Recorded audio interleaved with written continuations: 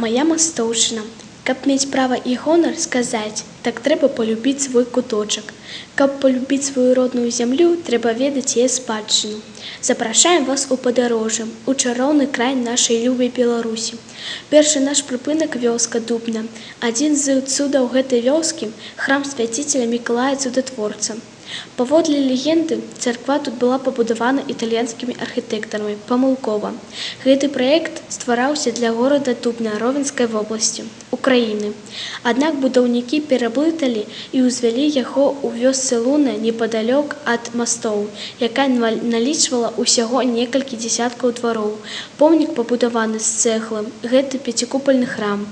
Другі цуд мастоўскага раёна – касцёл святой Ганны ў вёсцы Лунна. Жыхары вёскі захоўваюць легенду, што першы касцёл у вёсцы Лунна быў драўляны, пабудаваны ў 1531 годзе на ахвяраванне вялікай княгіні Літоўскай.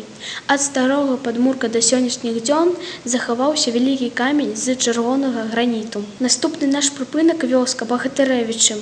На беразе Нёмана да гэтага часу стаіць помнік Яну і Цэцыліі. Цікавая легенда пра ўзнікненне назвы гэтай вёскі. Даўным-даўно ў гэты край прыйшло двое людзей – Ян і Цэцылія. Відаць было па ўсім, што хацелі схавацца ад людзей. Ян быў з простых людзей, Цэцылія – знатнага роду. Яны пасяліліся ў пушчы на беразе Нёмана. Ян сек дровы, Цэцылія збірала арэхі і дзікія яблыкі. Яны моцна кахалі адзін аднаго і былі шчаслівы.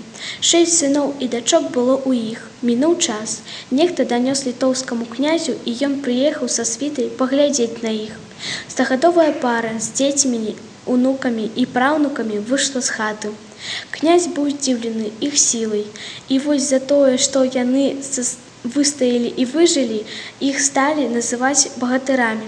Адсюль і пайшла назва вёскі Багатырэвічы.